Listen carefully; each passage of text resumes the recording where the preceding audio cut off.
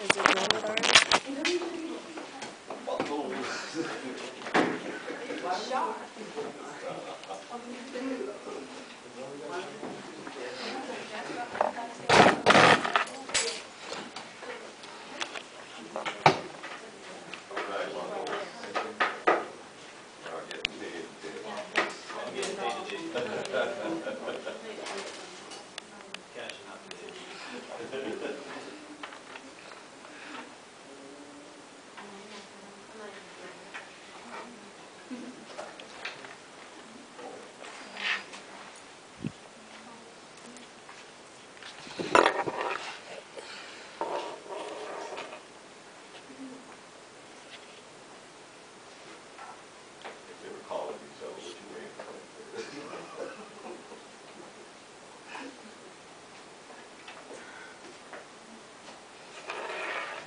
We are the ambassadors of Indonesia.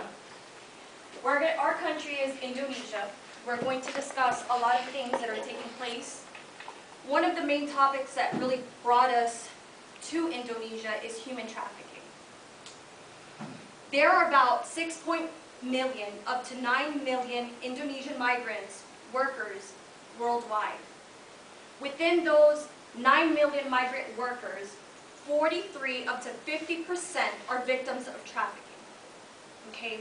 This includes women, this includes men, and these include children. There are 33 provinces in Indonesia. There is Java. Java is known as the first man who crossed the land bridge. He was known as the Java man. There was also West Sumatra, Lumpa, as well as North Sumatra and South Sumatra. Within those 33 provinces and the 5 that I've mentioned, 69 to 75% are females who are being trafficked through the country for sexual favors, domestic housewives, who are constantly being raped, who are constantly being abused. But 3.2 million are children who are involved in the worst form of labor. We're talking about having to sometimes eat feces, sometimes having to dig in dumpsters for food, and yet they're still solicited while they're 5 years old to say, hey, I'm going to feed you, I'm going to clothe you, I'm going to teach you the trades. But instead, they're in some form of bondage. Out of those 3.2 million kids, 40,000 up to 70,000 are estimated out of those children to have been in some form of prostitution. We're not talking about just females. We're talking about males and females, children. And out of those children, 60% of them don't even have a birth certificate by the time they reach the age of 5. So you think about Indonesia in comparison to the United States. From the time that we are born, we're recognized. Our parents are educated to know that you need to sign and you need to identify this child and say, it has given birth. Over there, they're nothing. They're no one. Up to the age of 5. Well, the conditions of Indonesia has caused poverty, a lack of employment, and community and family pressures to employ their children. With the poverty, there's not much money or job opportunities over there, so parents are forced to sell their children just so they can get some money to provide for their family. And with the lack of employment, mothers are trafficking themselves just for sexual labor to get money to come back and screw they can give it home, bring it home. And the community and the family pressures are to employ children. These parents are forcing their kids to bring labor home at the age of 5. In the United States, at the age of 5, you don't have to do nothing. You go into pre-K, kindergarten, maybe of that, and you're not selling your body. At the age of 5 in the United States, kids probably don't even know about human trafficking or working. At the age of 5, kids are watching Barney or SpongeBob. So Ms.Lubin, it is with a great sincere that I came before you on this day, and I would like to formally wish you, your boss family actually, a speedy recovery on behalf of the President and the people of Indonesia. The Indonesian people send the highest regards and their warmest wishes. It is said, one must see his heart to understand the true meaning of love. I stand before you today, Ms.Lubin, so that the voices of millions of children starving from malnutrition can be heard. The parents that make the hard choices every day whether to send their children to school or to put food on the table. So that taxis, service women, and men who have lost their lives because of weak infrastructure can have their voice heard today. The future of the country lies in the fruits it bears. Indonesia has a population of 247.954 million. The prosperity of our beloved country is our absolute responsibility. I stand before you today not to ask for the funds of your great boss, but for one purpose. Indonesian people will at least, if nothing at all, have their voices and obstacles and concerns heard before. Someone who has the capability to invest in the future of the fruits of the Indonesian people. The road ahead will be long, our climb will be steep. We may not get there in 1 year or even 5 years. But Ms.Lubin, I've never been more hopeful than I am tonight that we will get there. I promise you, we as the people of Indonesia will get there. We have come so far, we have seen so much, but there is so much more to do. So tonight, let's ask ourselves if the children of Indonesia, or my daughter Giselle, or Marisol's kids, or your son's daughter, nieces, and nephews and grandchildren should live to see the next century, what change would they see? What progress would we have made? This is our chance to answer that call. This is the moment. This is our time to put the people of Indonesia back to work and open doors of opportunities for our kids to restore prosperity and promote the cause of peace.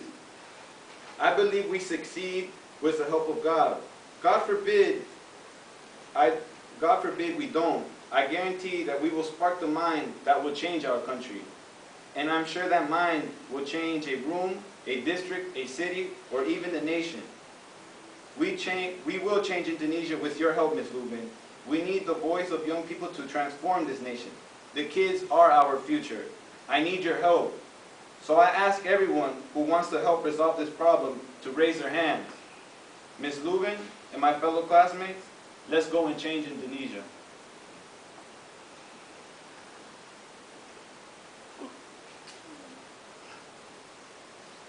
These are the faces that should matter to each and every one of us. It's not just Indonesia. It's even here. Human trafficking isn't just Indonesia. Human trafficking isn't just any Asian country. It happens even here. And I want to take this time to present a clip to just show you how real it is.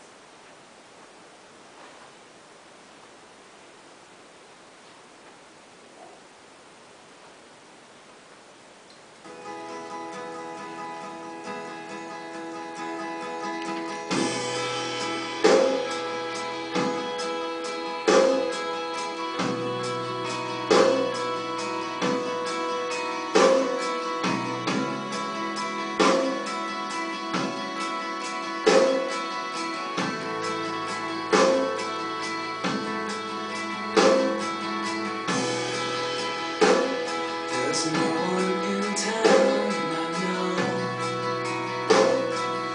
You gave us someplace to go. I never said thank you for that. Thought I might get one more chance. What would you think of me now? So lucky, so strong, so proud. Never said thank you for that. Now I never have a chance. May angels lead you in. Here you meet my friends. On sleepless roads, the sleepless go. May angels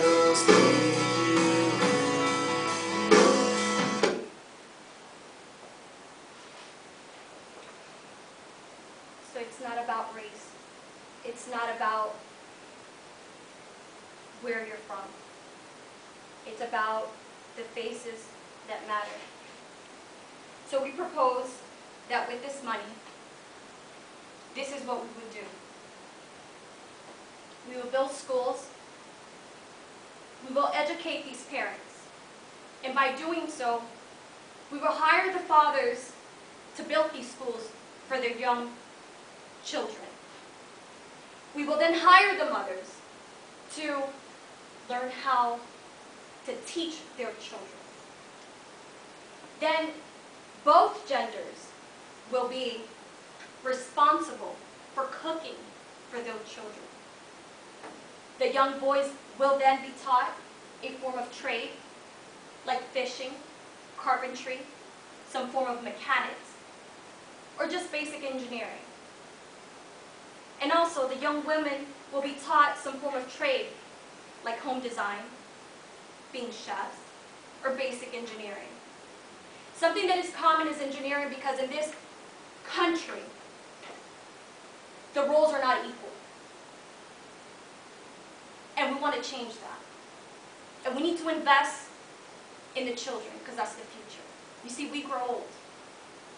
But if nobody invests in us, then what would happen? Nothing. So let's give back. Let's invest. Invest in the children. Let the land give back to us. How? Educating the fathers how to be fathers. The mothers how to be mothers. Giving them the resources. Because without knowledge, do we have power?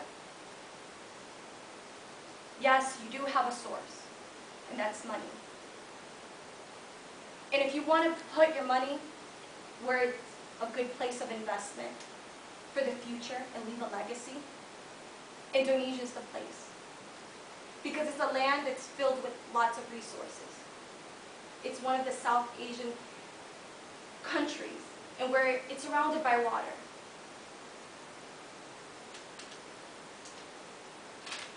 Every child deserves the chance to be a child and to be taught to be men and women. So as we stand not just as ambassadors, but we are ambassadors of Indonesia. Thank you.